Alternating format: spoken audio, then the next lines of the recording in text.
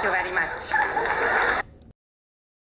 It's Kaufman is Alive. I look at comic books new and old. Today I'm looking at all the new comic books I picked up at the comic book shop this week.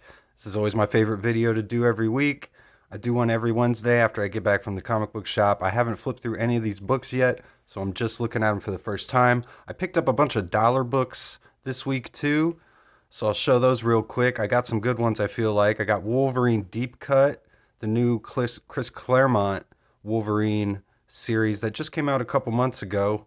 And got issues 1 and 2 in the dollar bin, so awesome finds there. I got Youngblood Strike File number 5, Rob Liefeld, unmistakably kind of a precursor to the famous Captain America giant chest. We got Badrock here, just his head sitting on a huge giant body, no neck or anything, crazy veins.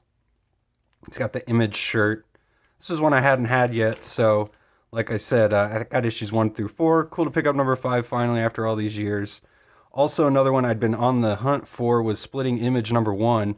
I've had issue 2 for a long time and just have not come across this. Found it in Dollar Bin. Actually found 2 copies, and I was checking them out to see which one I wanted to pick, which kind of had a better quality, and it turns out they both have the different back covers with the parody characters Spasm and the Jolly Green Drag Queen. So, some really awesome stuff here. Splitting Image number 1 and 2, making fun of Image Comics, taking the piss out of all the original creators here. Got Jim Valentino, is that Mark Silvestri, Whilce Portacio. There's Eric Larson, Rob Liefeld, Todd McFarlane in the hockey gear there, and Jim Lee, of course. And I picked up Wildcats Trilogy number 2. This was one I haven't had before. I just did a review of issue number 1 about a month ago, so go check that out if you haven't.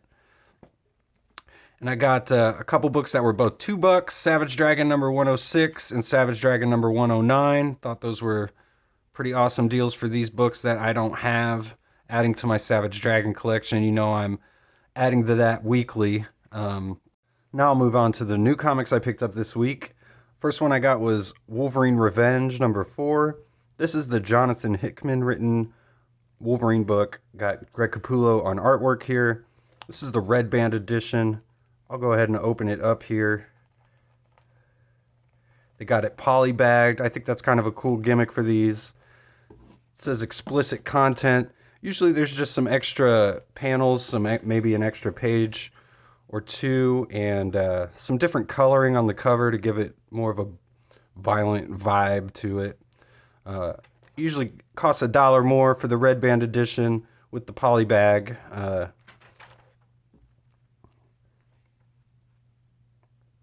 So, you know, it's a gimmick for sure. That extra $1 may or may not be worth it to you. Looks like we got an older Logan here. This story has been taking place seemingly in like out of continuity in an Elseworlds, and that's the main criticism that I've heard from it. Greg Capullo's artwork he's using some really detailed artwork here. If you've read any of his recent stuff he's done, like We Have Demons, or even some of the death metal things he was doing, that got a little crazier, but he has a very controlled pencil style, I feel like, these days. He always throws in some splash pages.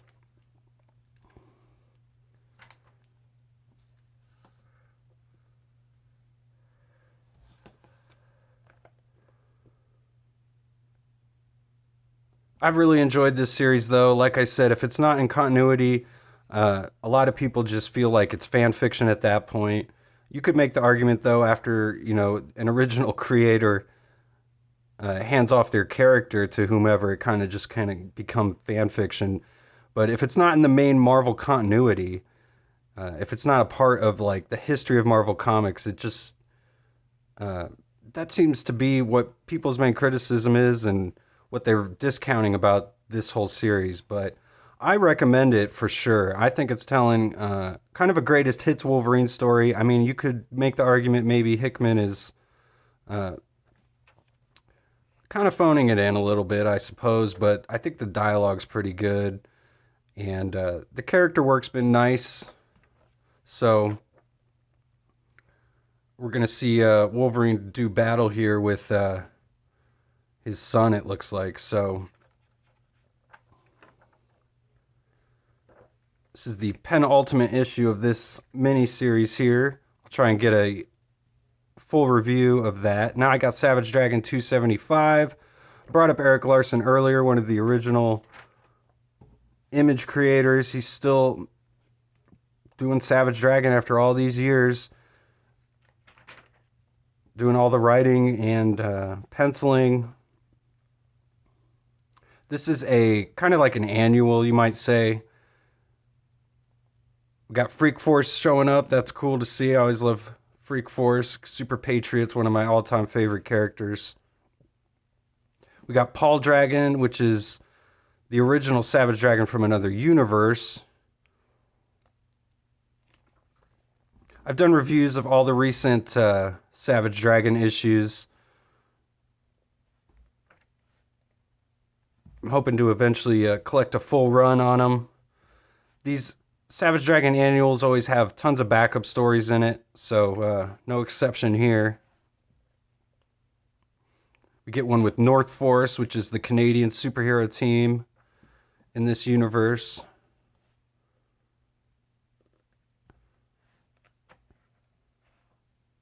Looks like we got some reprinted material here.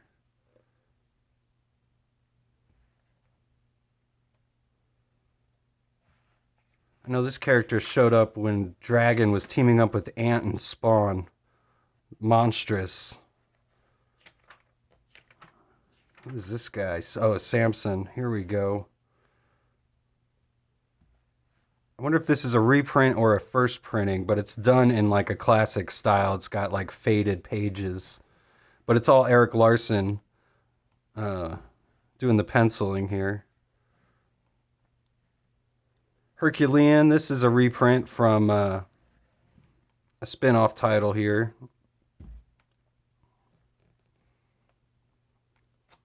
That's actually one I don't have, so I'm cool that it's cool that it's reprinted here in the back.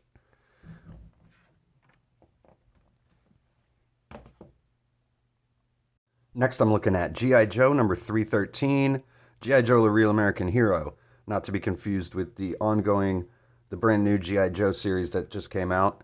This is the one that has kept the numbering throughout all the years from Marvel to IDW, now to Image Comics. This is still technically part of the Energon universe, although, like I said, continuing the story that had started way back in Marvel Comics with G.I. Joe: A Real American Hero number 1, which is a book I have done a review on, so go check that out. I got the black and white variant cover here by Andy Kubert. They've been putting out black and white variants of every cover of this G.I. Joe series since it came to Image. Big fan of that. I've been trying to collect all of them when I can find them. I love all the massive amount of cross-hatching here in the background. Got Destro battling Cobra Commander. I believe he gets a new battle suit in this issue. I also love how you can see the silhouette of their arms here in the background. It really stands out in this black and white version. We've got Larry Hama doing the writing, Chris Mooneyham on artwork.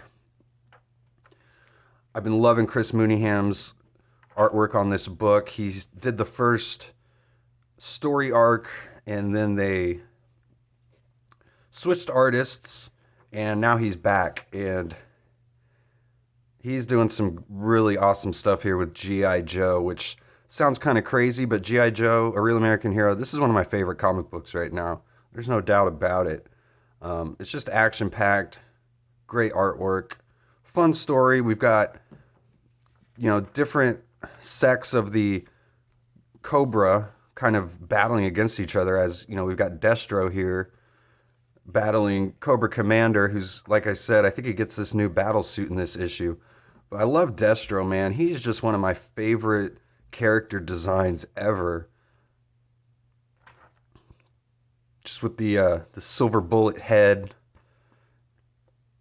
the red like cloak going around him almost, the collar up on his coat there. Looks kind of 70s, but really I don't think it looks dated at all. It just makes him look like a supervillain. It's just a really awesome looking look. So we got this battle here between Destro and Cobra Commander. This is really cool. I really like the artwork in this book, as I've said multiple times already. So we got all the Joes here, along with some of the Reavers. Not the Reavers, the Dreadnoks. I'm getting them confused with X-Men. The Dreadnoks, that's what I was thinking of. And we get some letters from the fans too. Multiple pages of that, which is always cool. So, Battle Beast #1 by Ryan Ottley. Looks like we get a little preview of that here. That's an awesome looking drawing here.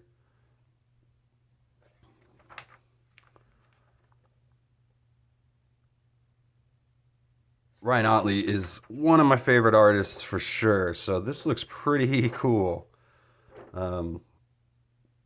Not something I was really aware of until just now. So move on to the DC book I got this week. The only DC book, Justice League Unlimited #3. It says Dawn of the Atom Project. This is a cool cover. I like this cover.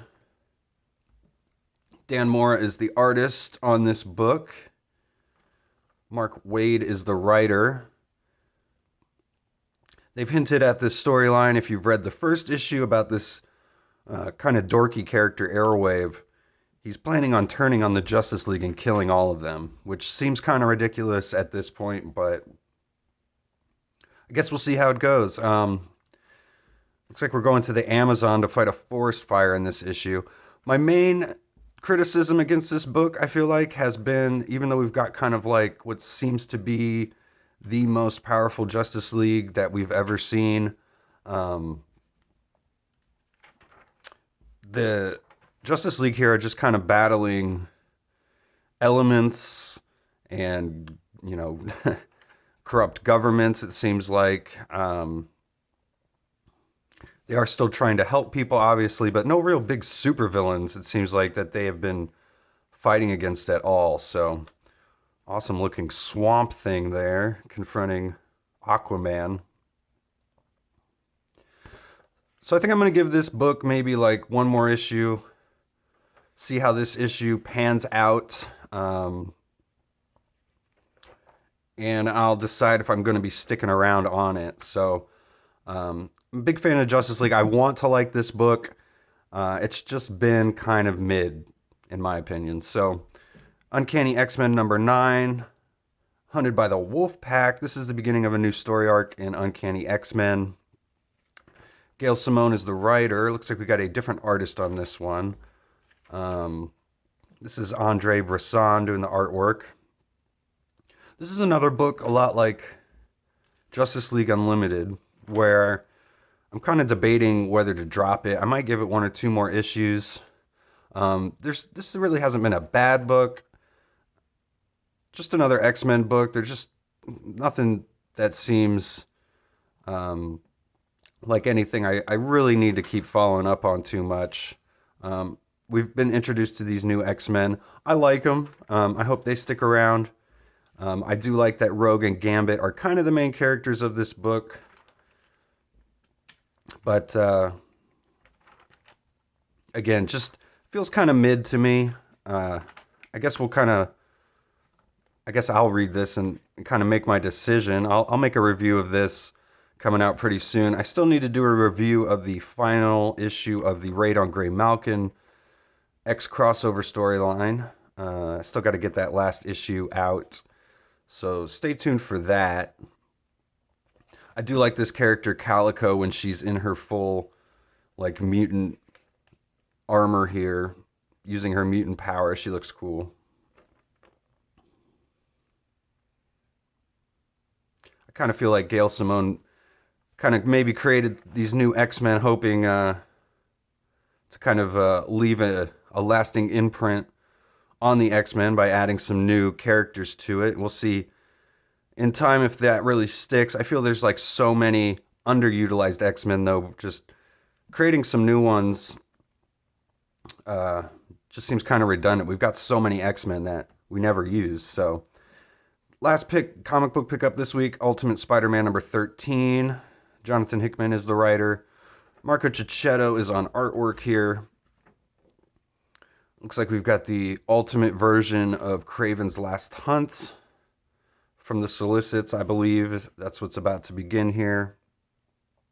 We've gone a full year of Ultimate Spider-Man. 12 issues, one a month. Now we're at the beginning of the second year here, and it looks like we've got Black Costume Spider-Man. This is the first time he's shown up. If you remember at the end of the last issue, if you've been reading that, we saw that Peter seemed to be abducted by Kraven, and in his place we've got this, like a clone of Peter or something. So I kind of assume that's what's still going on here. And it looks like he's trying to influence Peter's son. So here we've got Mole Man and Kraven seemingly working together. The Sinister Six, actually. There's Mysterio here. We don't really know much about this Ultimate Universe Mysterio yet, so I'm interested to see that. We've got Peter and Harry being abducted here, being forced to sit at this dinner table with Kraven, as I'm sure he explains his supervillain plan. Looks like they escape, though. This could be a flashback, I'm not sure. And they're being hunted by dinosaurs, it looks like, in this forest. This looks like an intriguing issue to me. I like the appearance of this black costume. He's got kind of the webs on the costume. Reminds me of the Sam Raimi Spider-Man 3 costume, black costume. There's Ultimate Black Cat here, which is Felicia Hardy here in this universe. So it looks like we'll get Black Cat and Black Spidey. So I'll be doing a review of this, so stay tuned for that. If you like videos like this, please subscribe. Turn notifications on so you know when I get those new daily comic book reviews out. And thanks again for watching. I'll see you guys on the next one. Go read comics.